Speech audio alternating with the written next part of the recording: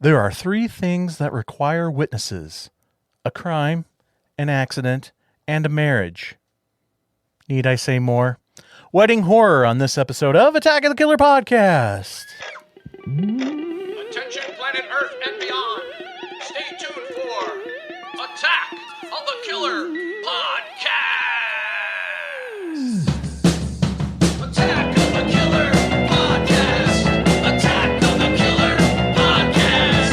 Attack of the Killer Podcast. That's time for the show.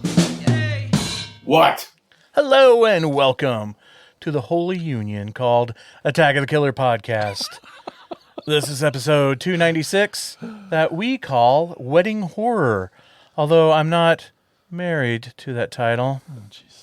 We've groomed an amazing show for you, and we hope you will all be engaged. We're going to be talking about horror movies featuring or themed around weddings. Now, if this is your first time listening to Attack of the Killer Podcast, let me explain. We're a horror movie podcast where a group of friends, we get together, we talk about our common bond, our love for horror. We pick a topic, we discuss films within that topic. Now, we're just friends, hanging out, playing Nintendo. Yeah, usual. And there may be spoilers, just to let you know. Now, if you wanted to get us a wedding present, you could always subscribe to our Patreon and become an attacker. As an attacker, you help support the show, and for your help, you get all kinds of goodies, like bonus episodes, YouTube shows, your own membership card, certificate, and sticker. You get early access to the regular show. You can even get exclusive art by me called Mikey's Monsters. You get invites to our monthly horror hangouts, watch parties, and even our personal chat called Attack of the Killer Chat.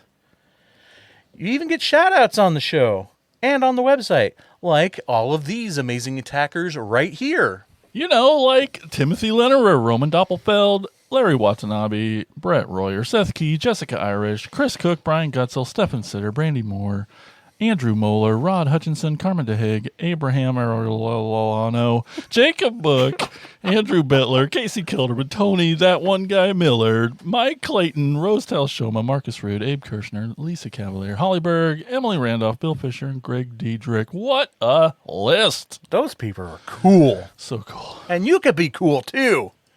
Just go to jointheattackers.com. There you can pick the tier of your choice to get all the content that you want. Again, that website is jointheattackers.com. And now, it is time to introduce you to the podcast crew. The last wedding he was at was really emotional. Even the cake had tears. Jason! What's up? Just because you're ordained doesn't mean you're the best. I got an email the other day congratulating me Oh, jeez. on my anniversary of being ordained. Hey, congratulations. And thanks, Thank everyone, you. for listening and tuning in. We appreciate it. He went to a wedding where two cell phones got married. He said the wedding was boring, but the reception was excellent. Tad. Not your best work. Thanks for listening. I disagree. Now, saving the best for last, she's a writer, producer, director. Please welcome our very special guest, Izzy Lee. Woo! Hello. Thanks for joining us, Izzy. I'm so happy to be here. Thanks so much for having me. Absolutely. Why don't you tell the people at home a little bit about yourself here and what you do? I am all of those things you just said, and Well, I forgot. if I had to Forgot what I add said. any more roles, I guess I would be an angry person and a creator, and a That avid goes hand in hand. I know, an avid film watcher, and I'm just a huge fan of cinema. I've been touring the festival circuit for a decade now, which is very long, and I feel quite old. I've made 24 short films, and now I am doing this Kickstarter campaign for my very first feature, House of Ashes. Just moments ago, as we record this, it became live. How exciting. Yeah, I know. Oh my God, I'm ready to party because we just hit 53% in our first day, and I am just so grateful and so psyched awesome. because it's gonna happen. I'm definitely getting to make this feature film, and it's been a very, very long time coming. So I am ready, guys. I'm gonna scare the hell out of you. Gonna make you feel Yay. weird, make you laugh, maybe just a tiny bit, and hopefully, you'll leave feeling some empowerment, man. And by the time this comes out, I'm sure it's fully funded. You're long into the extra stuff, but if people want to go there and donate anyway, how do they find this movie on Kickstarter? Yeah, so you could either search for, House of Ashes, Izzy Lee in the horror film section, or the URL, if you want to, I can read it to you. We It's will long. share it. I was gonna say we will We'll put it in the descriptions and all that stuff. and on our page. But if I was gonna mention that if people are like, that name sounds familiar, and a lot of our listeners have attended Snake Alley Festival Film, you have seen several of Izzy's films over the years, and the one that I still hear about all the time is Meat Friend. That one. Yeah. Yeah. Oh yeah. It remains my most popular short film ever. It basically. reason. I'll tell you the impetus of the story. It was, the pandemic. We had a little extra time on our hands, but more so, my husband and my partner at Nile Noctum Films, Steve and I, we were living in Massachusetts in a lovely apartment that was tiny and 2 cats, and he was working and I was working, and we got really fucking claustrophobic, and so we started to go on some walks, and we came up with this insanity because the world's burning, we're losing our minds, and so we started watching a lot of really, really crazy shit to take us out of this reality. So a heightened reality for this terrible heightened reality dystopia, whatever you want to call it. And then the very belligerent Meat Friend was born. And it's actually still playing festivals about a year and a half later. It's playing. Outstanding. Awesome. Yeah, Gig Harbor Film Festival, tongue twister there, this upcoming weekend, and I don't know. I might keep it going, or I might put it online. But a message from said Meat Friend, the jerkiest friend you should never have, is one of our rewards. So you can get a little video, or the Meat Friend will be available in a short film download package. That's another part of another reward too. Can you talk about a little bit about what House of Ashes, like, sell it maybe a little bit? Like, Hell yeah. What do we? Can she? Yeah. Okay, so it's tonally the very opposite of Meat Friend. I'm one of these strange filmmakers. I tend to go back and forth between horror and comedy because I need to lighten the hell up sometimes. Seriously, like living in this world full of darkness, I put a lot of that on screen, and then it tends to get to me. And I'm a pretty sensitive person, and then so I need to do something crazy and strange. But so here we are, we're back in the darkness. House of Ashes is about a grieving widow, Mia, who is falsely put under house arrest due to some draconian laws, which sadly some women in this country still have to abide by under this new fascism, it seems. And she's had a miscarriage. She's being punished for that with house arrest. And the problem is, things start to go missing shortly after her new boyfriend moves in.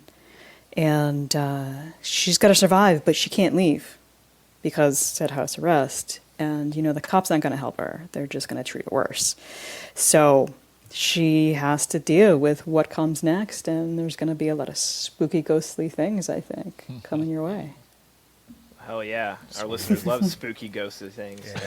Yeah. Outstanding. Awesome. Sweet. Well, again, thanks for being on, Izzy. This is going to be fun. Yeah, if you're listening to this and you don't contribute, I mean, we're gonna call you out on the next episode. Yeah, you're in trouble. Yep. You know that list that Jason read earlier? We're compiling a list as of now. Shit list. So don't be on right. that list. Yeah, you don't want to get caught on that list. Exactly. These people suck. Catch is practicing. Yeah. Mhm. Yep. Yeah, I mean, you could even just throw $1 at me. Or there's a $5 tip jar being like, one is, are ghosts real? And you can vote with your dollar there. Or are ghosts not real? Vote $5 there. Or ghosts are real and I've seen them. And in which case, I want to hear from you. Send me a message. Because that's so interesting. We've had that debate on here before. And, Really? It got yeah. sort of heated, yeah. Yeah, a little bit. I think it was a bonus episode. The question was just, are ghosts real? And yeah, it turns out we don't agree on everything, but The more shocking is sometimes we do agree on things. That's the Yeah. more shocking statement. but yeah, if all my friends like at least buy like a coffee or like throw a few dollars towards an awesome indie film. Mm-hmm. Come on. Do it. That's right. Yeah, if you're sick of hearing about the studios and how they crush creators and have not paid anybody but themselves well, and you're tired of seeing the same old fucking movie again and again, just told differently, back into horror, because this is where things get really interesting. Absolutely. Here. Yeah, you're That's speaking to the choir, aren't we? You know. Yep. Welcome Definitely. home. Yes. Yeah.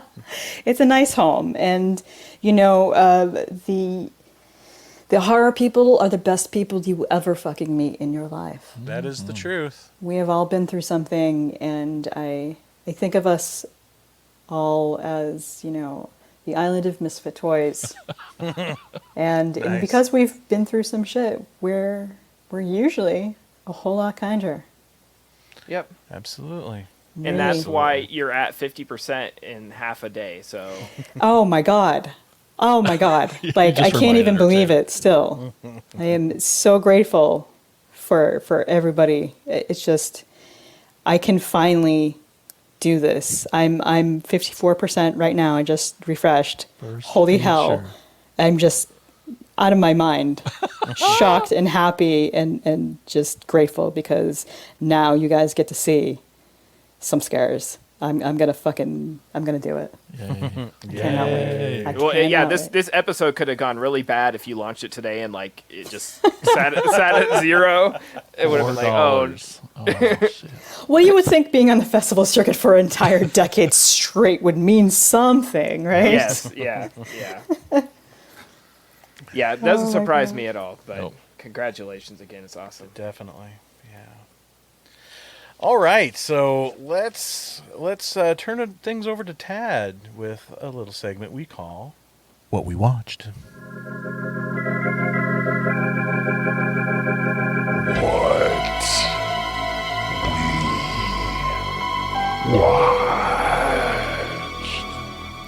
All right, it has been a few weeks since we last talked. I have some embarrassing things on my list, but Jason, what have you watched? Oh, well, here's the thing, guys. I have seen 0 movies Jesus, dude. in 2 weeks. Well, here's Well, I hope you watched the ones that we're going to 3. I talk saw 3 at the last minute because my retention gets worse every day.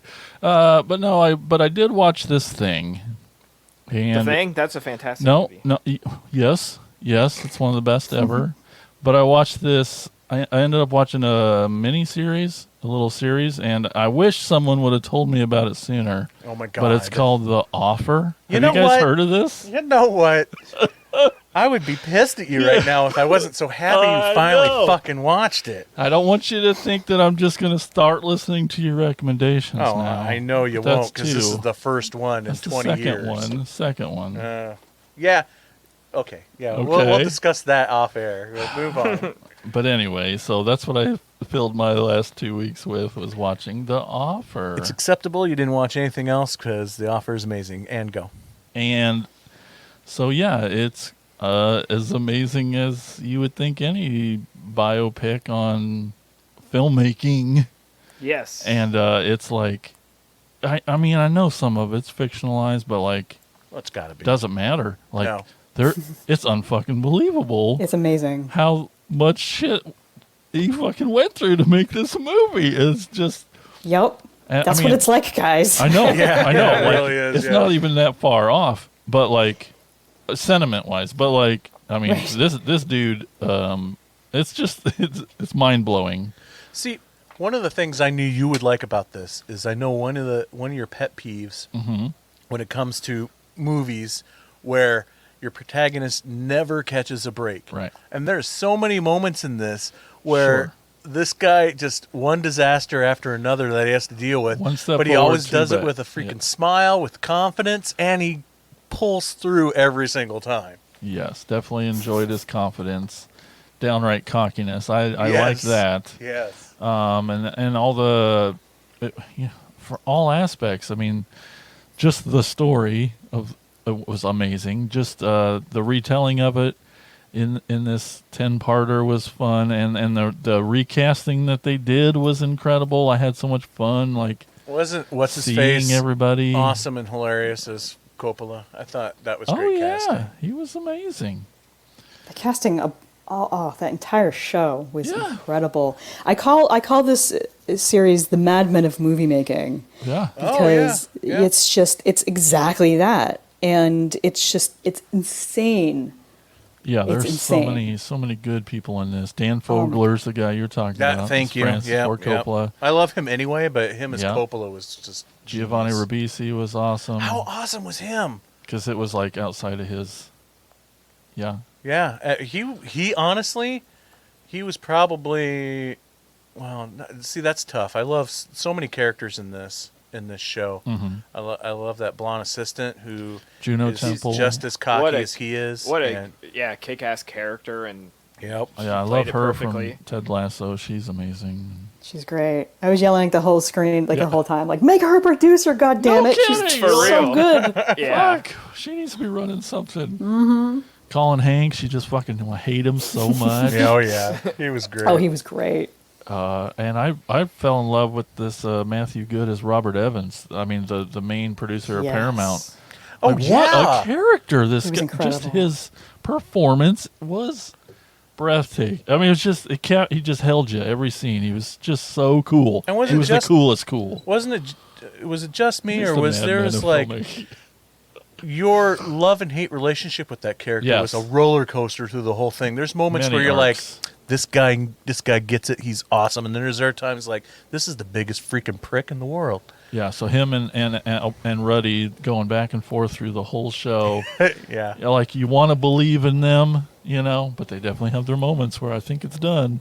But when they come back and they're like, you know, I got you. You're like, all right, these Well, guys yeah. are the best. you know it's good storytelling when you know the end result before you start Yeah. watching, but you're still totally engaged. Oh. Like, how is this going to end? Yep. You know how it ends. It ends Just- with The Godfather, like one of the greatest films of all time being made. But just you're still can't believe totally and the sad thing is this is on Paramount Plus, so Yep. like no one's seeing it. It's like Yeah. everyone needs to see it, but it's Mike, on you should Paramount tell Plus. people about it.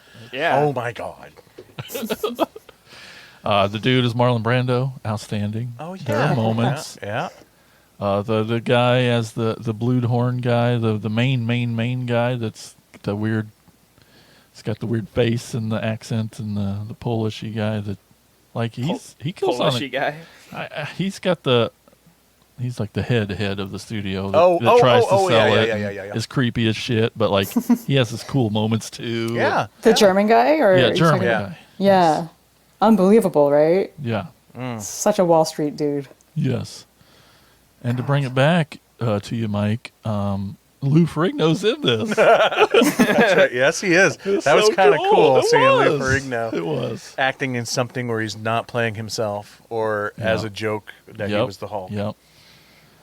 Incredible series. Like you said, on Paramount Plus. I'm so glad I finally watched it. Me too. And I feel so justified right now. and so because of it, I lied. I did watch one movie. I just couldn't put it on my letterbox because I didn't want to spoil that But then I had to go watch The Godfather after this. Oh, good call. I Yeah. had to. It's Yeah. been a minute, and I'd wanted to anyway. So I was in the same boat, and I still haven't gotten around to it. But the second the show was done, it was like, let's watch The Godfather. yeah. So just new perspective on all of it. Just getting to see it with the real actors, and yeah, it was a heck of a couple weeks doing that. So that's what I watched.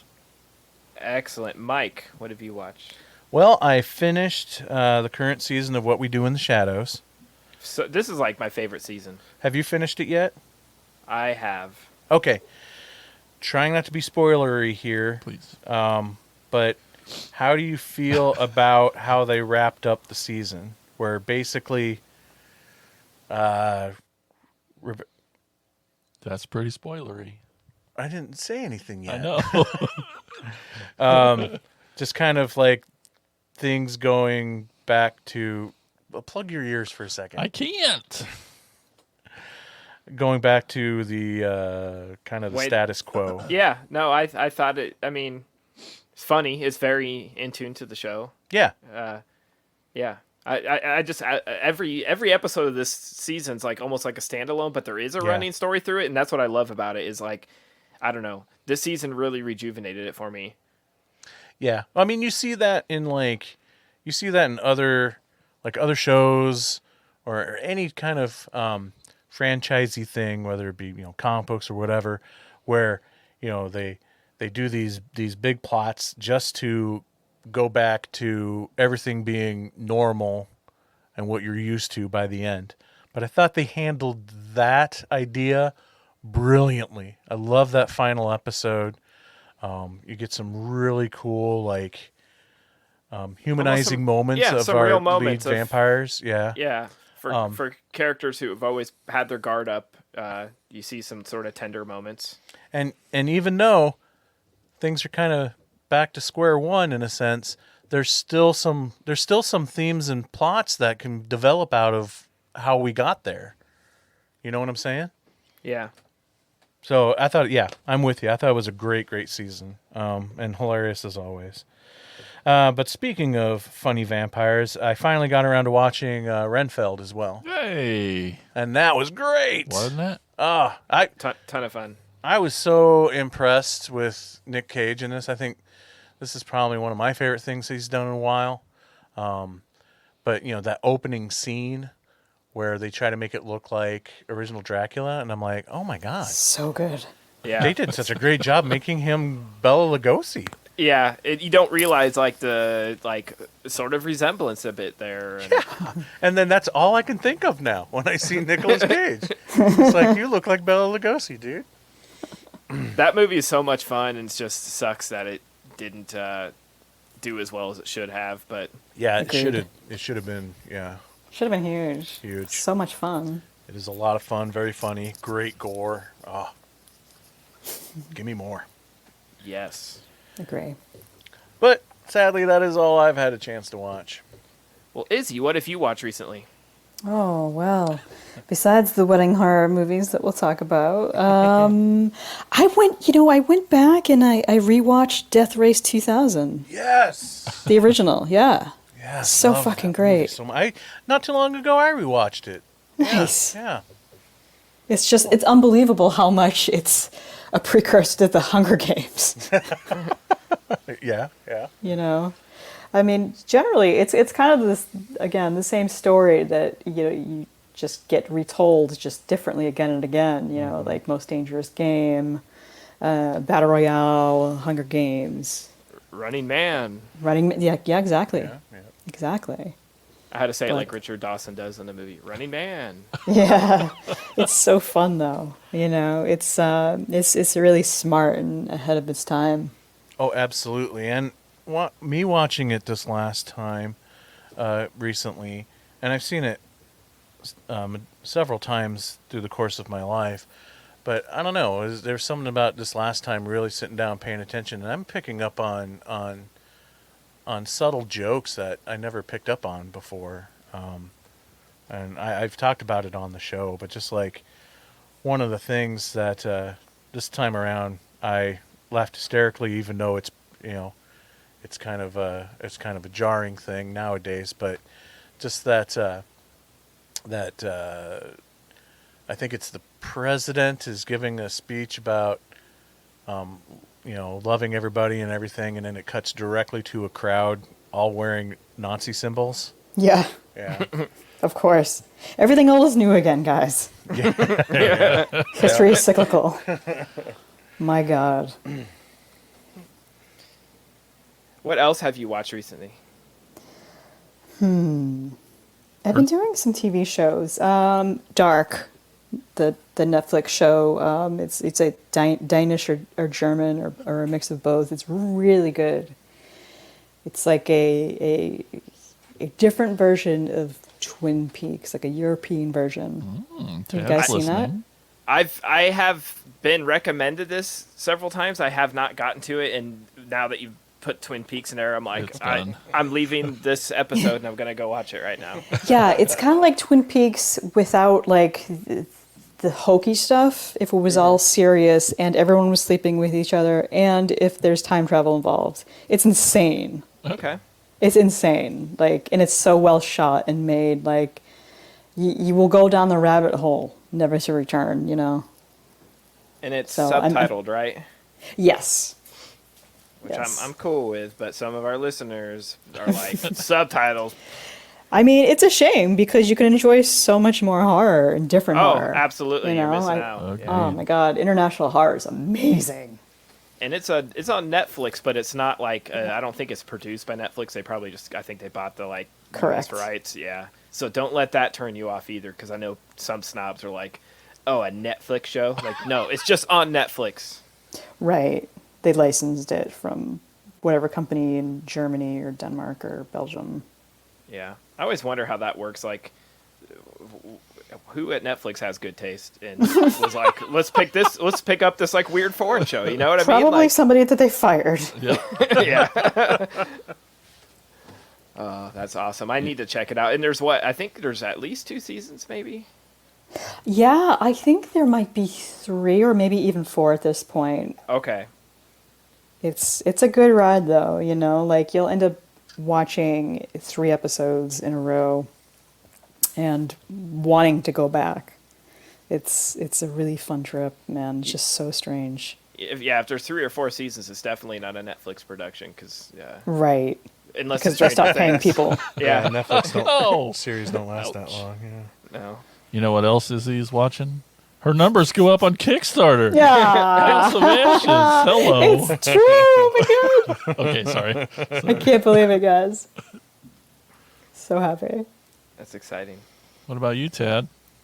Oh, mine are like super embarrassing. Everybody's like, they excited. watch some cool shit. No, this one's not that bad. I watched No Hard Feelings with Jennifer Lawrence. Speaking of rom-com, but this is more like a raunchy comedy. Has Yeah, anyone how seen was it? that? It feels like it's like an 80s sex comedy, but for now. And I just saw the trailer and I was like, what?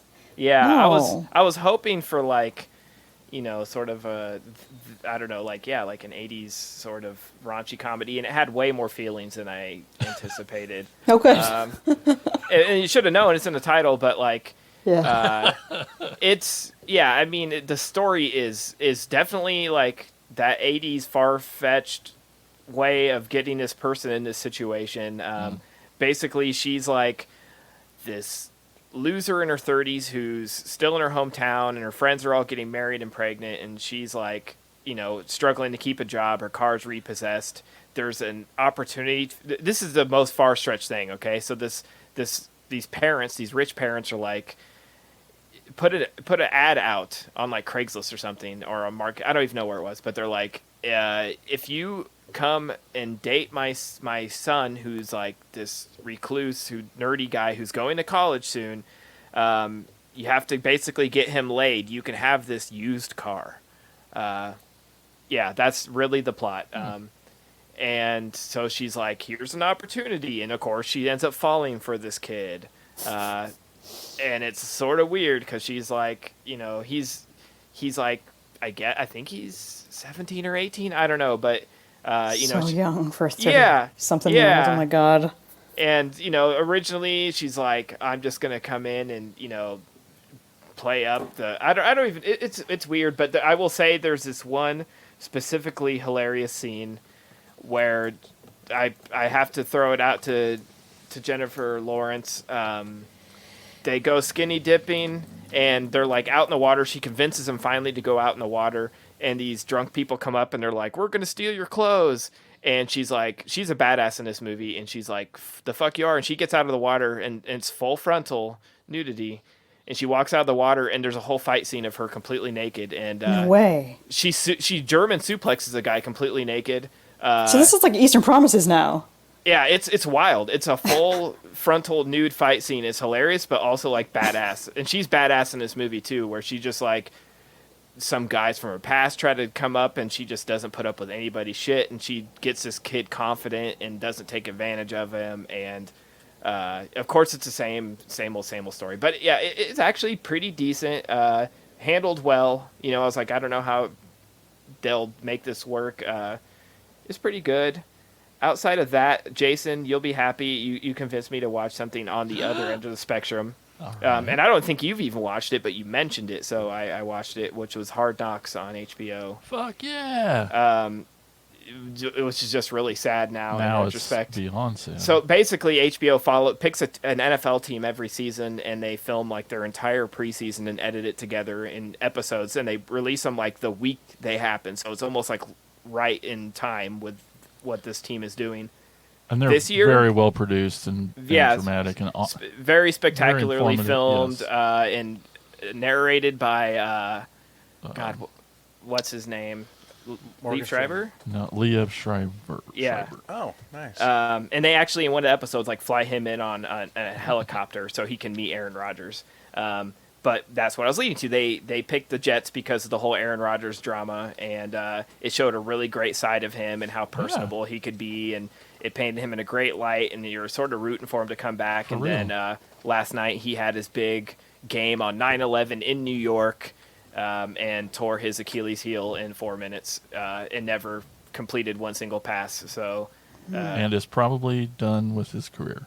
yeah. So it's like I watched like I don't know how many 8 episodes of the thing, and So much build up. anticlimactic. He goes out and he gets tackled, and his Achilles. It's disgusting because It is. you see his calf reverberate when it snaps.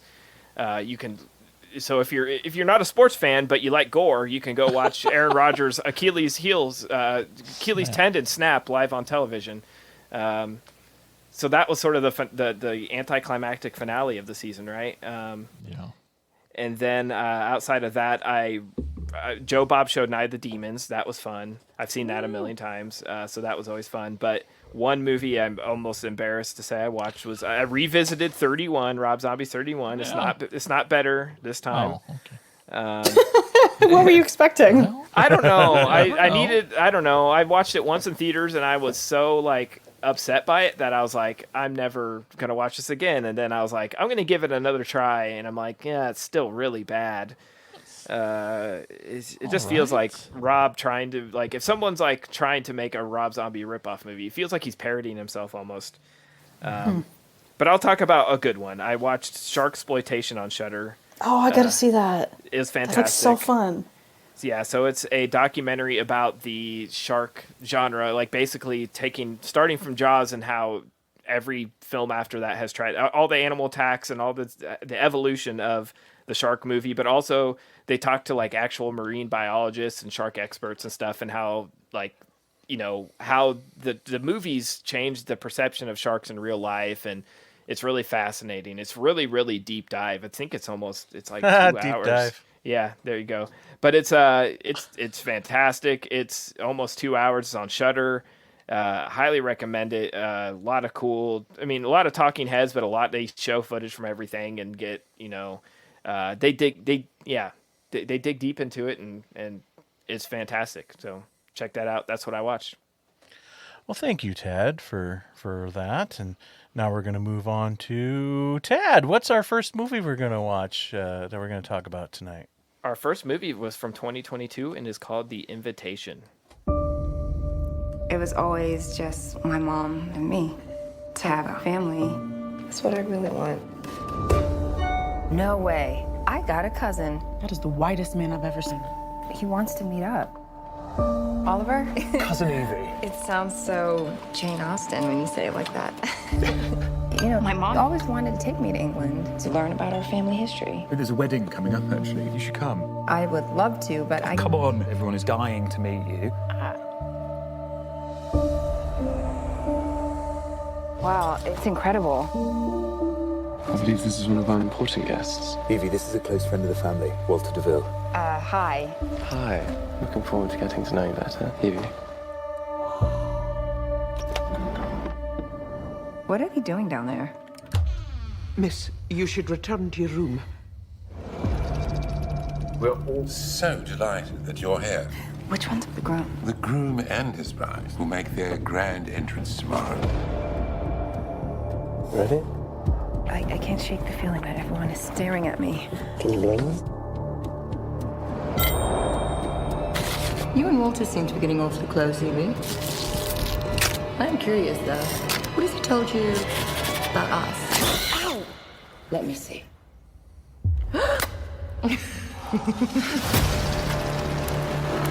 Here she is. Where are the bride and groom? As you all know, there has been someone missing from this table. But that once broken bond will be renewed tonight. To Evie, my new bride. I want to go home. But this is your home. Get her prepared.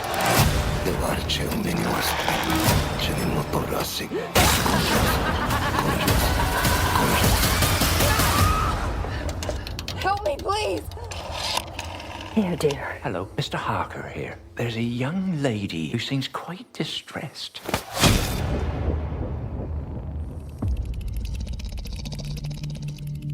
I'm so glad you've come to your senses, my love. All right. After the death of her mother and having no other known relatives, Evie takes a DNA test and discovers a long-lost cousin she never knew she had. Invited by her newfound family to a lavish wedding in the English countryside, she's at first seduced by the sexy aristocrat host, but is soon thrust into a nightmare of survival as she uncovers twisted secrets in her family's history and the unsettling intentions behind their sinful generosity. That makes it sound way cooler than it is. Yeah, I mean, I'm not one of those people that's like PG-13 horror sucks because it can rule, but this one didn't. This is like a sort of modern retelling of Dracula in a way. I mean, not really in a way it is, but It is. They use the names. right. It's a they use all the surprise names. Dracula film. It is Yeah. a surprise. Dracula. Yeah, they sort of like. I mean, they make hints at it, and if you're familiar, you catch on. But yeah, at the end, surprise. But it's beautiful. Like it looks really nice, and it's well produced. And not bad performances. It's just maybe not my thing. And I guess there is like an R-rated version I would be interested in seeing just to see how Really? different it is. But I'm not sure that extra gore and nudity would save this one. But I will say I didn't hate it. I don't want to like shit on it. I enjoyed the hour and 45 is a little long for me, but I thought it was okay, but didn't love it. So I'm interested to hear everyone else's takes. I'm there. I'm with you there. I thought Natalie Emmanuel carried the movie well. She was awesome. I liked her in what she's done before. And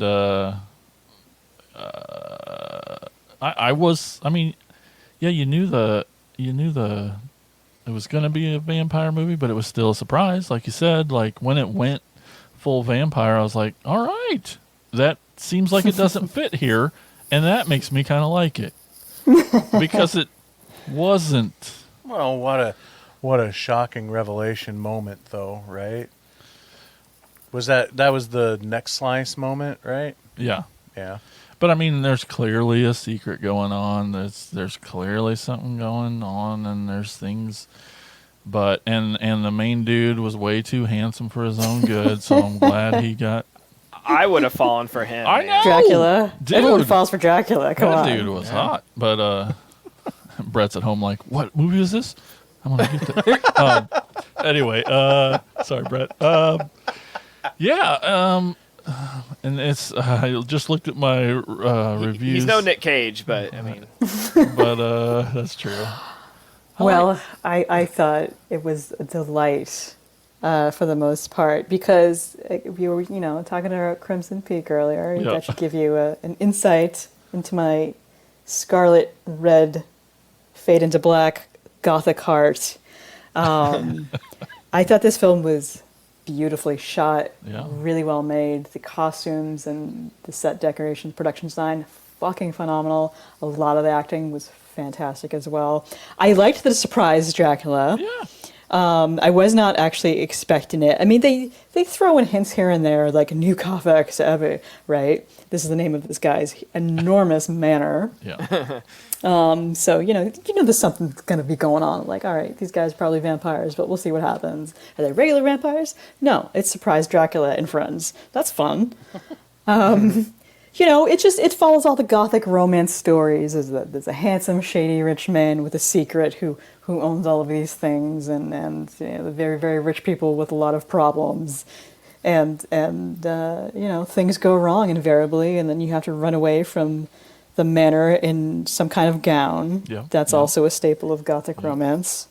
And She did have that gown on way too long. I really loved 2/3 of it, and I thought it got a little bit lost in terms of like tone and action at the end, but I still really enjoyed this one. I want to see more from this director. I thought she did a fucking great job. I wish it was called Surprise Dracula and Friends, but See, that's something I would do. But that would ruin Right. the ending. But that would be a perfect name for it. Yeah, it truly is just like really beautifully shot. Like the exteriors, I mean interiors, obviously sets and stuff, but like even I wonder. If only I had the internet to see where they shot this. But I thought it was beautifully shot. Just yeah. Yeah, I like this too. I don't know. I'm still trying to figure out exactly where Tad lands on it. I kind of thought this would be a little bit more up his alley than it turned out to be. And maybe I might like it more. Not 100% sure, but I was invested in her story and everything that's going on. And yeah, I mean it's not a super shocker that it's that's a Dracula's movie, but I don't think that matters, just because I mean even knowing that I feel adds to the tension of what's going on and makes it more suspenseful for you. Like really worried about her throughout this whole movie, and her character was great, and we get just enough backstory in the beginning to be able to follow her and care for her. The wedding scene I thought was awesome, and was anticipating how is she going to handle this to win the day, and she went in directions that I was not anticipating. So I thought that was really cool. It was sorry. No, I was just gonna say the scene where they're getting like manicures. That was oh man, you just took my next note. Yeah, I took down that note. I'm like, this is making me so fucking anxious. That is my one note from this in my notes. That's the only note I actually have, because I was not gonna walk away without bringing up that scene. That, to me, the manicure scene is worth the price of admission for this whole movie. I don't remember the last time I thought there was such an intense, suspenseful. Get away from me with those clippers. Intense, suspenseful, and disturbing sequence as the manicure scene. Every overly, if this movie deserves a nod at the Academy Awards for sound design, because those clips, those overly audible clips were just so cringeworthy, and you know somebody's getting like stuck or cut too deep or whatever. There's going to be blood involved. Oh my god! And yeah. I'm so glad you brought it up because that hands down is like my favorite Hands part down. of this Good one. movie. Okay. Hands down. That's a Boom. good pun. Very nice. So A+ that's pun my there. biggest takeaway is that scene. They did a great job. That was masterful. Yeah. Oh my God, the anxiety. That's like one of the most sensitive parts ever. And everyone knows, everybody on earth fucking knows what it's like to get stabbed in that part. And it's so painful. It's more than it has any right to be. And I can't stress this enough, listeners. It's a scene where a group of girls are getting manicures. And it's suspenseful and disturbing as hell. And it's mostly Audible that really gets it, I feel. Yeah, and the editing, the sort of fast-paced. Yep. Yeah, but I it's like been a while since I I wrote it like in my phone's notes, just put manicure scene. I don't have to write anything else. I'll remember what this is. Yeah. Absolutely. Well, great. Chad, I can't say your name today. Tad, what trivia do you have for this one? There wasn't a whole lot that was not like, the car facts, like all the little clues throughout the movie, which I'm like, that's not really trivia. That's just, little fun clues they place in there. But this originally was not titled Surprise Dracula and Friends. It was originally titled The Bride. I'm glad they changed that. The only thing I don't like about The Invitation is that there's other fantastic movies called The Invitation. So that's true too. I'm not a fan of this title at all, anyway. But Bride. Yeah, so it's a bit confusing, and it's like it sort of fell under the radar last year. It went wide in theaters, and I don't. Did it know really? Yeah, and I'm not sure how well it did in theaters, but I don't hear like anybody talking about it. Like, no, it just didn't make much of a blip on the horror radar. Maybe it hit mainstream audiences better, but I imagine it was hard to promote something without ruining the what happens in the last third of the movie. Like, how do you Surprise Dracula. Yeah, exactly. So they might as well called it Dracula and Surprise Dracula and His Friends. I mean, you're right, because then they obviously didn't do a good job promoting it because somehow I can't remember, maybe I read the synopsis before when I picked the movie just to make sure it actually involved weddings, but as soon as I sat down and started watching it, I'm like, yeah, this is a vampire movie. I know that. But yeah, it's from Sony and Screen Gems. It was a wide release. I'm looking at made $25 million box office. I don't know. 10 Yes. So horror always pays back. So go throw some money. Yeah. House of Ashes Kickstarter. Exactly. Yeah, thank you. We'll find a way to get it into all of them. Yeah. Sweet. I can't wait to do creepy shit like the fucking manicure scene, you guys. Yes. Oh yeah. This is why I'm alive. I promise. Heck yeah. Things like that. Made me so uncomfortable. Mm-hmm. Good. Yep. Jason, what's our next film we're going to discuss? Our next film tonight is from 2012. A sequel. It's called Rec 3 Genesis.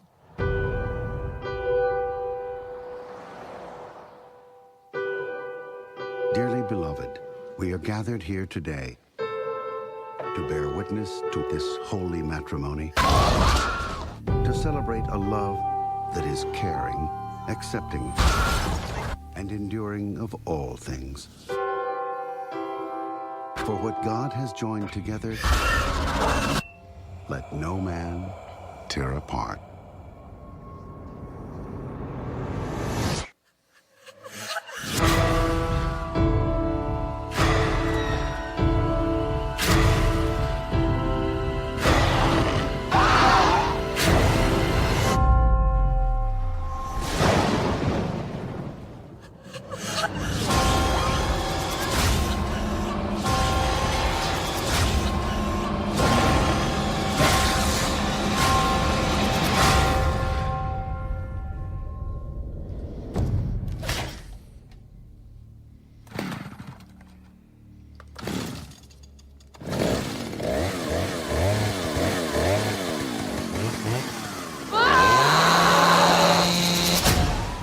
Rec 3 Genesis.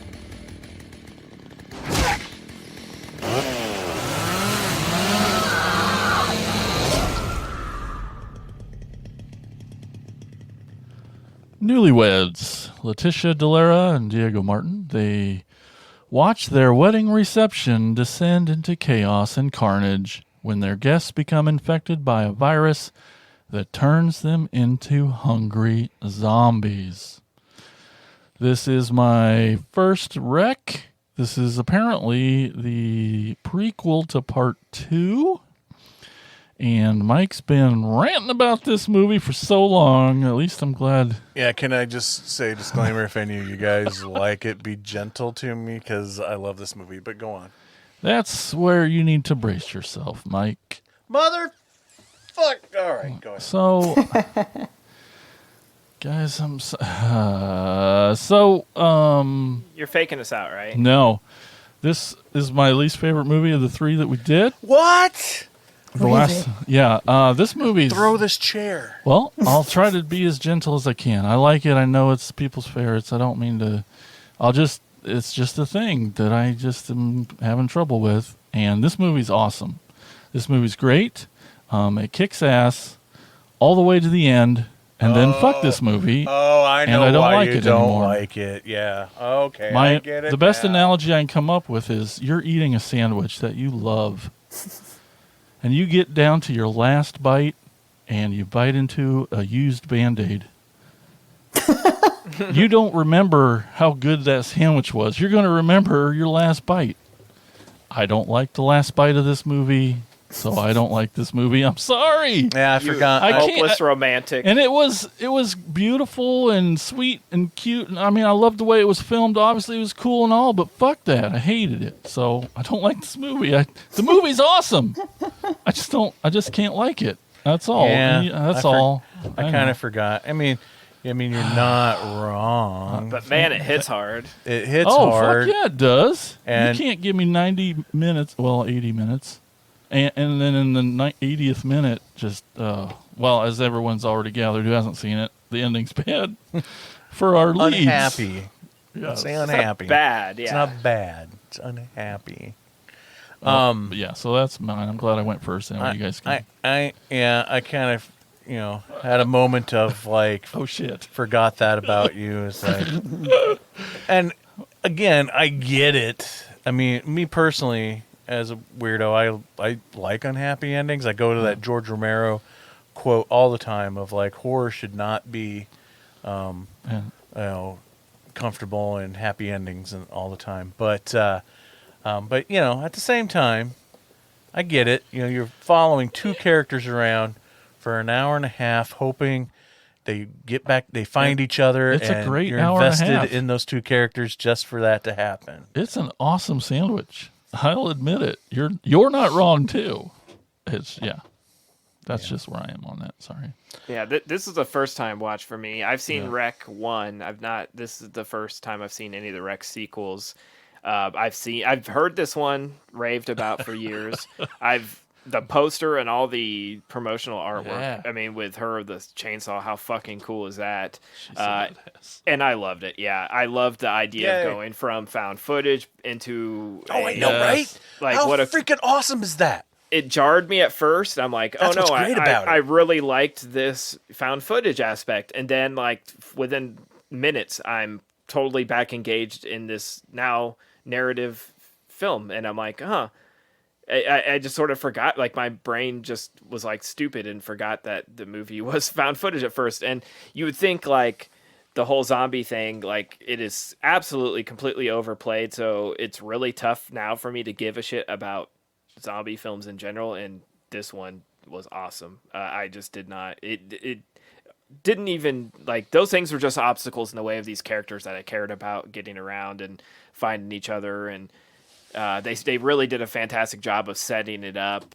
and making you really give a shit about these people, so that when they're in peril, it's like super tense, and you're really rooting for them. It's you don't get that often in movies now, where you look back at, like, 80s movies where you sort of hated every character. You just want Jason to rip their heads off. But it's nice to care. It's nice to, like, feel in a movie. And this one gave me feels. And then when she is finally killing, when she's got, like, the chainsaw and she's kicking ass, it's like, Fuck yeah! So I can see where you're coming from, Jason. It doesn't ruin it for me because I absolutely love showing people The Mist and seeing how the greatest. I'm glad the I saw greatest that unhappy back. ending. yeah, less yeah, sensitive. yeah.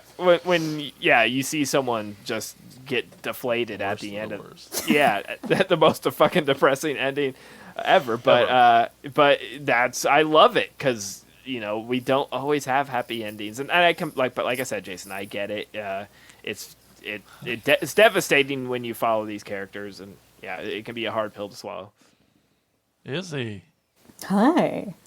So I happen to love the first Wreck film very, very much. I think it's one of the scariest films that I've ever seen, and I'm just a huge fan of this director Paco Plaza because of it. And not everyone can hit it out of the park 100% of the time. That said, I enjoyed most of this film. It had been several years since I've last seen it, and it's interesting as you grow as a filmmaker and in life, in age, and experience. Go back and rewatch things, and it hits you different. Oh yeah. And sometimes you're going to find like, oh, I fucking love this movie, and you rewatch it, and you're like, huh, I don't know anymore. It's really interesting. How cinema can hit you so differently at different times and stages in your life.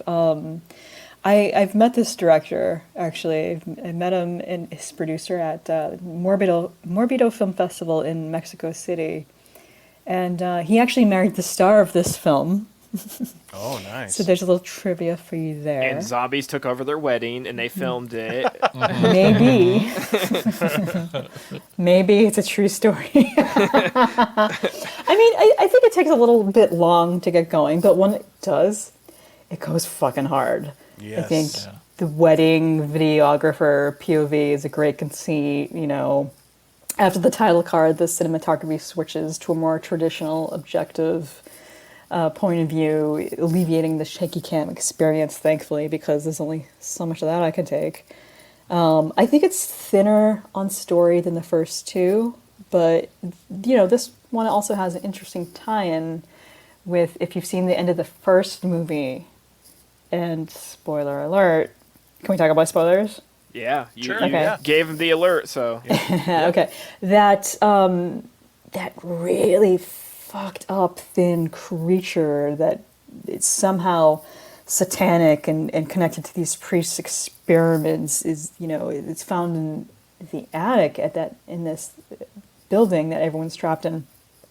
We see a flash of that thing in a mirror here in Rec 3 when there's a scene of a few of the zombies are reflected in a mirror showing their true selves, kind of like a vampire not having reflection, but instead the reflections are duplicates of this satanic emaciating being in the attic of that first movie. And I thought that was really fucking cool.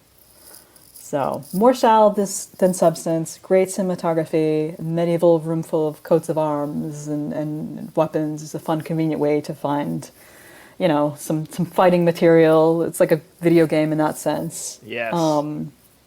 I don't think a couple of things were, fully paid off. I wanted even more character development. I wanted to care even more. So it got halfway for me. But I enjoyed it. I love this movie. I mean, I'll confess I still have not seen part 2, but I've seen all the others. And this, how many are there? 4. Okay. This is my favorite one. The first one is great. Don't get me wrong. It's a freaking classic. It is creepy and scary as shit. Absolutely. But this one struck a certain chord with me that I just love and is much more of a repeat viewing type of movie for me than the first one. But I love how you get the first 2 movies straight up found footage. This one starts off that way and then just pivots right into a straight narrative film, and it's such a slap in the face moment. But the found footage stuff is great too, because you're getting the subtle hints with like the uncle. Okay, you're like, oh, here it comes. Here's your first zombie. He's starting to turn, and but yet it's just surrounded with all this. You know, we've all been to weddings and wedding receptions, and it's exactly what it's like. And I've been a videographer at many weddings and receptions. It's 1,000% of what it's like, and so it's cool seeing a found footage done in that environment, which is another thing I thought was really cool about the found footage aspect of it. Yeah, it's smart because they would have cameras. Like it's not just like, oh, we're carrying. Yeah, exactly. Believable. But when the shit hits the fan, they stop filming. You never get that in a found footage movie, so it's kind of a genius move to then switch it to a narrative. And I also think it's a subtle metaphor for like, hey, we're doing something different than what came before. You know, we tease you in the beginning of what came before, and now we're going in a completely different direction. But it's all still done and told really well, where I feel like when it's found footage, it surfaces the film and the story in this regard, and when it's not, it services the film and the story in this other regard. I feel like, I mean, I get what you're saying, Izzy, about the character development piece. You don't get dig deep into this, but I feel like there's enough there in the found footage aspect that you still kind of get invested in these people, because you're kind of like sucked into their life and their celebration of this wedding and these merger of these families, and I love how it's told. You get all of that just based on people partying, and I think it's done really, really well. And I like how when it comes to the wedding footage, and then with that flip, is that it's the found footage aspect is used to beginning of telling the story, and not like a lot of found footage movies where they spend way too much time just trying to convince you that it's found footage. I mean, you can sit here and argue the whole found footage argument of like, well, who edited this footage? Because the movie starts off with like the wedding video logo, so somebody edited this footage. That doesn't matter, because it's all part of the narrative story, and that's where I think people need to get off of their freaking high horses about footage. And quit bitching about that stuff, because it's all just structure of how they want to tell their story. I fell in love with the bride and the groom. Just so invested in wanting to see them get back together. Here, this should have been my rom-com pick, because I feel like there's some good comedy in this, some black comedy, and some because my favorite my favorite minor character in this is Sponge John. I love Sponge John so much. And every time I watch this movie, I'm just anticipating Sponge John showing up. Yeah, like and him holding that shotgun, kind of crouched over in this freaking round SpongeBob ripoff costume, is hilarious to me. Like, why are you still wearing that? I don't have any clothes on underneath. Exactly. It's great. And you don't really have. I mean, again, I haven't seen the second one, but you don't really have that comedy aspect in the first one. So, and you know me, I love some comedy with my horror. So SpongeBob is awesome. I think isn't this wedding supposed to be taking place the same time as the first movie? I thought it feels that way. I mean, isn't there a moment too in one of the TVs in the background, and they don't focus on it either, really. But it's showing the footage of the news reporter outside the building at the beginning of the first movie. Yeah. Oh, I love that. I missed it. That's a nice little Easter egg. Yeah. So then when you get to the fourth film, it is what it is, but it's amazing for one aspect that it ties literally all three other films together and gives you that timeline and let you know that every piece is canon. Yeah. Continuity. I do. Well, yeah. But it's also, I think I appreciate that kind of stuff when you have a franchise that sometimes goes all over the spectrum of things. and how are we going to tie this all together? And this franchise kind of does that a little bit with this film in particular, because like it's not, tonally it's different, it's visually different than the other two, but it still all fits together. And you get a little bit of hint of that in this movie, but once you get to the fourth one, it lets you know that, hey, it is all related. So, huge fan of this movie. I could go on forever, but Tad, what trivia do you have for Rec 3? 2 months before shooting, Letitia DeLarea went into the gym with a personal trainer, training 5 days a week to prepare for the zombie slaying scenes. She kicked so much ass. And she looks so cool with so good. with the wedding dress and the Post cut. and the Yes. and the chainsaw. I guess if I had one downfall of this movie is there wasn't enough badass chainsaw bride. There needed to be more badass chainsaw bride. Agreed. Anyway, Tad, I'll let you continue. The only other thing I had that I thought was interesting was Letitia had previously portrayed Angela Vidal, the reporter of the previous Rec films, in the parody Spanish movie. The Rec scenes were also featured directors Jamu Balaguero and Paco Plaza. So there was a parody like we have here in the U.S. Scary movie, but it's called Spanish movie, and is that the name of it? Spanish movie? Yes, because I kind of want to see it now. Yeah, I do too now. Wow, Amazing, excellent, awesome. All right, so our third film is from 2019, and I hope I have it right because I've gotten this title frontwards and backwards so many times when doing my notes, and I'm surprised I haven't done it when talking to you guys about it on our messages. But it's called Camp Winning. You booked a summer camp on Airbnb? And were their first wedding? It's so dilapidated. All this is supposed to be accomplished today. We're gonna have so much fun. What happened to the chair rental? None of the other cabins are done. No. Very big day tomorrow. The big day, boy. It's your last night of freedom. Taste the magic. I've never actually, I'm just gonna say what we're all thinking. Either Trask, or your husband-to-be, or someone else is killing everyone. But we haven't found a body. Sorry. Is someone dead? No. I don't want you to die! Fling the dress!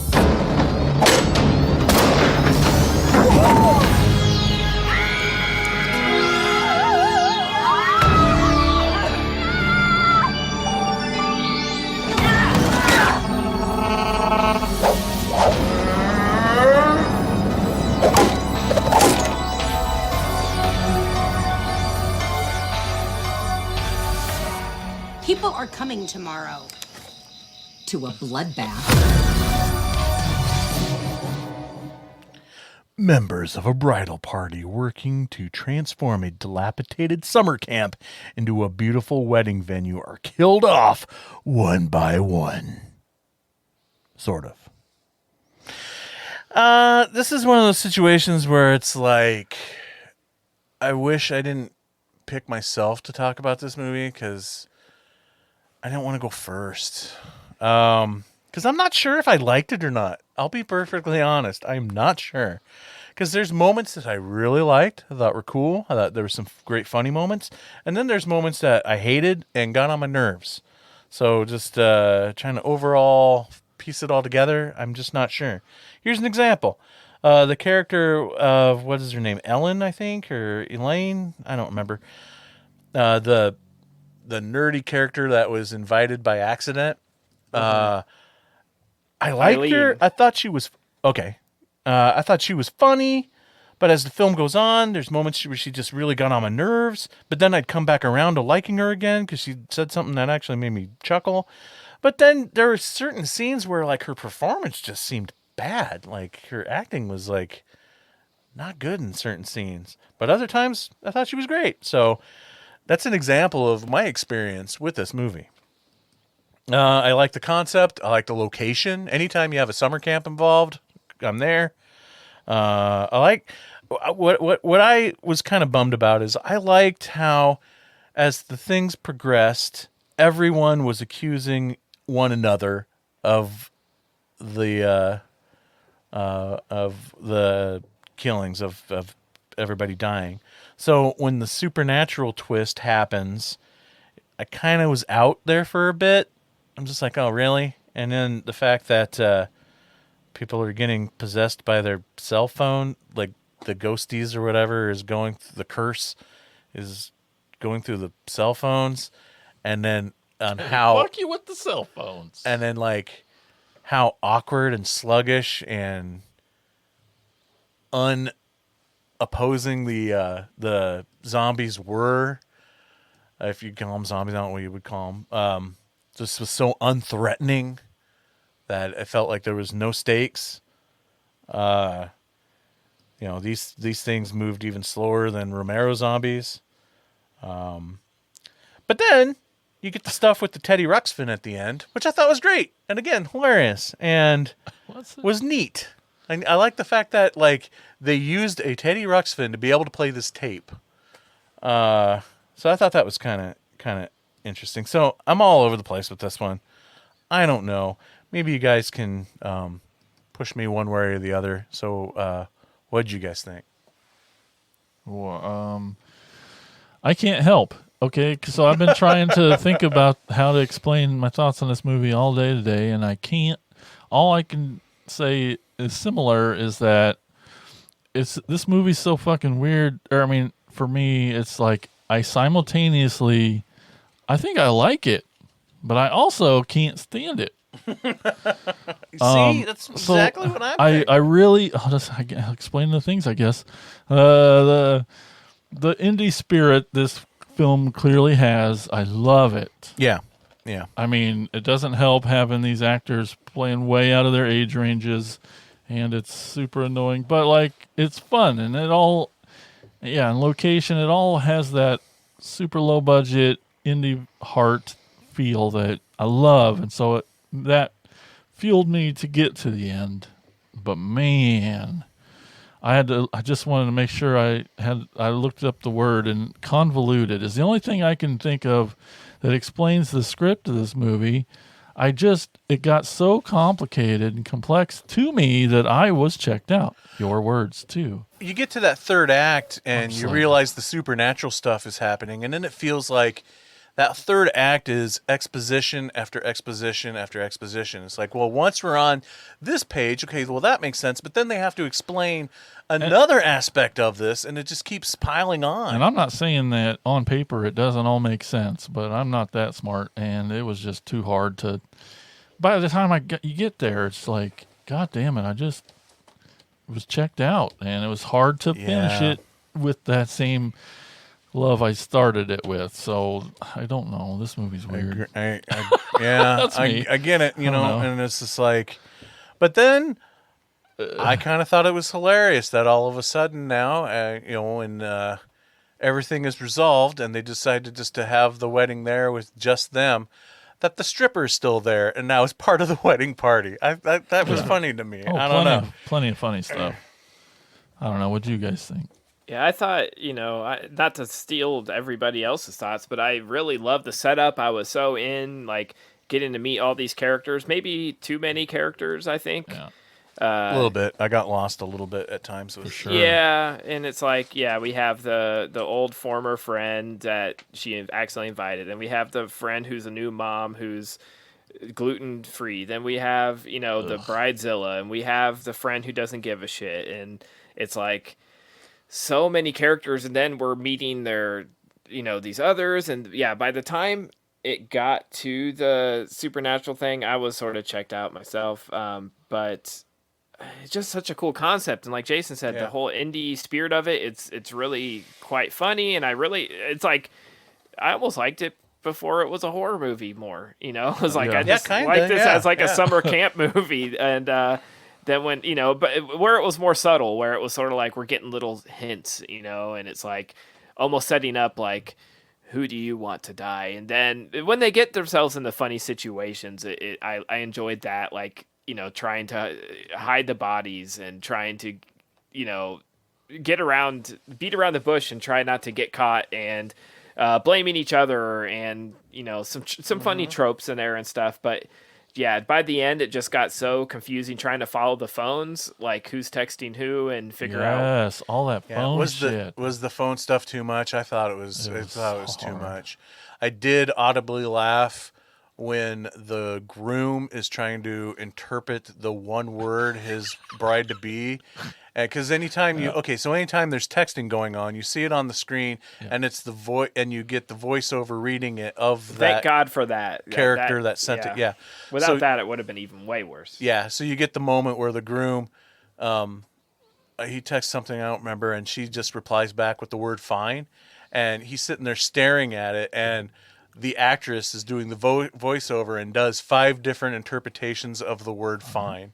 Which is hilarious because we all know you can't read a person's emotion through what they text. So that one moment I thought was great, but the texting was just too much. Oh no, guys, we've been ripping on this, and Izzy's probably partied with this guy at a film festival. The director, I'm sorry. I do know a lot of people. I do not know the director of Camp Wedding. Okay, what'd you think of this thing? I think that they should have done some more work with the script before they went to production. Yes. Right. It's hard to it's hard to critique indie cinema because I know firsthand how much blood, sweat, tears, chaos, pain, and existential longing goes into all of it. You know what I mean? Yep. Some of it was really fun. And some of it was not, and if they have just spent a little bit more time, I think more drafts. They could have just headed a lot of things off at the pass that way. Yep. Yeah. I think it's just very ambitious for an indie, and we've all seen where it's like, for trying to get this, it's a pretty complicated script, and I do feel like the way they had the text read on the screen and stuff, if they just expected us to look at phones and read that would have been a disaster. Oh my God, there was so much texting. And so it was a hurdle to overcome, and I feel like they did that pretty well, but it's just very hard to follow who's who and what's happening to each character, and maybe just cut a few characters out. Maybe. For sure. I don't know. Definitely needed that. And there was moments of oh, I forgot this person was even a part of this movie, and. Yeah. Right. I had a lot of, after the first segment, maybe the first, I don't know, a quarter of the film, I had a lot of trouble following it. Yeah. Well, I'm glad that you did too. Yeah, because I'm like, am I dumb or am I just not okay? No, there's just too much going on. This film is way too ambitious for its budget and its script, and unfortunately, it shows. You know, I do love when filmmakers are ambitious, though. There's so many ideas. Ghosts, zombies controlled by zapping phones, and then everything is okay again. All right, fine. But it's also a slasher. But it's so hard to have so many ideas and come out with something coherent. It's kind of like, I don't know if you've ever heard this old-fashioned advice from Coco Chanel back in the day, but it's put on your accessories and then take 5 off before you leave the house. It's kind of like that. Yep. That's what I can equate it to. But man, I gotta tell you, indie filmmaking is really fucking hard, and kudos for taking a swing. But they finished it. They did. That's always gets points. That's another feat. Book. Yeah. Too bad. It's not a stinker. I'd recommend checking it out, but it's got its issues. That's probably a safe way of putting it. Anyway, well, that concludes our topic of wedding horror. But don't go. What? Does Tad have trivia? Oh, he wanted me to skip that. Yeah, the only piece on this one is that it had its world premiere at the Nevermore Film Festival, and it won Audience Choice for Best Feature, but no behind-the-scenes stuff or anything. Oh, right on. And I wanted to say before we moved on is that This movie, Camp Wedding, can be watched on Tubi, Mike's favorite app of all time. And It's all right. Rec 3, you can watch on Prime, and The Invitation is on Netflix. That's all. There you go. Just wanted to help them out. Yeah, you bet. Absolutely. Anyway, so yeah, that concludes our topic on wedding horror, but don't go away yet. You've got to stick around for the reception so we can party. We're going to take a quick break, and when we come back, it'll be time to get down and funky with your bad self. First, you're going to hear a promo for our podcast network called the Prescribed Films Podcast Network. The PFPN is home to over 30 shows, including the Horror Cast. Now, the Horror Cast is a group of 6 friends who review horror cinema, old and new. Check out one of the best horror movie podcasts on the web. That's right, I said it. You can check out the Horror Podcast and all the other shows at thepfbn.com. We'll be right back.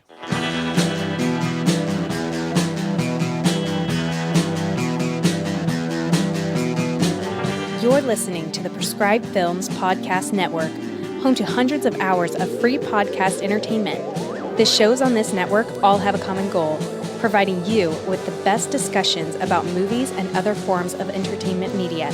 The PFPN hopes to fill your earholes with audio joy.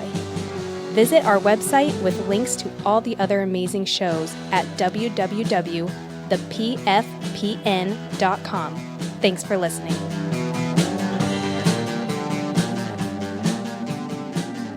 And we're back.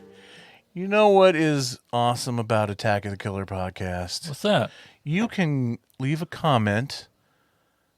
Yeah. And we will read it on the show. That's what we're going to do right now. It's time for shout-outs. It's time for shout-outs! Shout-outs! Shout-outs! Shout-outs! Shout-outs!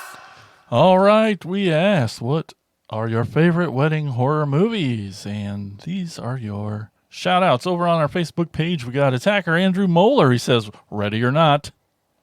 That's the movie, guys. Oh, Yeah. okay. I was waiting. Yeah, So good. so good. Rec 3, of course, awesome. I'm just... Hell yeah, it is awesome. Andrew's favorite. Corpse Bride. I almost thought about picking that, but... Nice. Crimson Peak. Yes. Izzy's favorite. Bride of Chucky. Yeah. Nice. Yeah. Love that one. Maybe my favorite. Then we got Attacker Tim Lennerer. He says, the costume designers for Ready or Not went through 11 different wedding dresses in varying amounts of disrepair. And if you haven't seen it, you should. Heck yeah. It's great. Among other things, you can see that white dress work its way down to black and red by the end. Yeah, there's that poor dress. Up next, we got our buddy Brian Clark. He says, The Blood-Spattered Bride is one of, if not the best film versions of Carmilla. I was gonna guess if Brian Clark commented on this question, his answer would have been Blood-Splattered Bride. Not surprised at all. Well, next time he Great comments, pick, though. I'll try to get you to guess what it's going to be. Yeah, let's That'd do be that. fun. Let's play that New game. segment. Yeah. Yep. What is Brian Clark's pick? Yeah. Okay, and then over on our Facebook group, we got Attacker Bill Fisher. He says, I'll admit, nothing comes to mind in movies, but Reception by Kenzie Jennings is a fantastically gory and fun wedding massacre with great twists and turns. Cue the I don't read books, long word line makes my head hurt. Sorry, Bill. Someday I'll learn. A book called Reception. Oh, a book. Is what he was. Oh. He's one of them readers. Is there pictures? I doubt it. Forget it. Kenzie Jennings. Oh, she chimes in because she was tagged by Bill. The She author, Says, yeah. The author says, thank you. I'll add the Paired movie that came out a few months after Reception that people thought was a good film version. It's not at all, of course. Ready or Not. Wait, so that was the author of the book Bill just recommended? Yes. Well, forget my last statement. Yeah. I can't wait to read it. That's right. I love reading. Bill says, I totally forgot that movie. I loved it, though. Thanks, Kenzie. of course, Getting anytime. lots of love. Yeah. Yes. Good for Yeah, that's her. awesome. That's very cool. Up next, we got Attacker Rose. She says Bram Stoker's Dracula and Crimson Peak. Oh, she loves the Gothic. There we go. So good. She says, I'm really drawn to those Victorian outfits. Haha. And also Keanu. I don't blame you. I don't Yeah, blame you. he's dreamy. He's a hunk.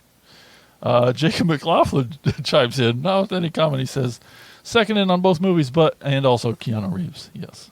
Yeah. And then Donald from the Movie Defenders podcast, he says, Ready or Not is a top candidate for me. With a nice little gift. Oh, yeah. And then there's Attacker Emily. She chimes in, Ready or Not and The Invitation isn't bad. Oh, There we go. Shout out to Invitation. Yeah. All right. Well, there was nothing on X or Instagram or Threads, but there's a voicemail. Oh, wow. Here we go. Hey, everybody. Attacker Brian here for my bi-weekly phone call, and it sounds like the cast is doing the crew. The cast. It may be a movie someday about Attack of the Killer podcast, but until then, they're the crew of the podcast. Haunted honeymoons? Hell, I don't know. Something to do with horror movies and getting married. That's like 15 episodes for most people. Is he drunk? But He's anyway, so drunk. A Hatchet for a Honeymoon, I think is the name of the one, the Giallo one from Mario Bava. Mario in the Bava. 70s. That's for the foreign fans, ready or not. For the mainstreamers, Corpse Bride for the kids. And for me and all my freaks out there, Todd Browning's Freaks. I mean, somebody gets married in that, I think. Hell, it's been so long since I've seen it. I don't even remember. Hope you guys have a good week and take care. Bye-bye. So you can drunk call us by calling. That's right. Thank you, Godzilla. That's right. You can all leave your voicemail at 415-952-6857. That's 415-95-AOTKP. Leave us that voicemail however you want, and we'll obviously play anything on the show. There's no filter. No. We need all the content we can get. But that's not it. We got one more segment left. It's time for Insane's Picks.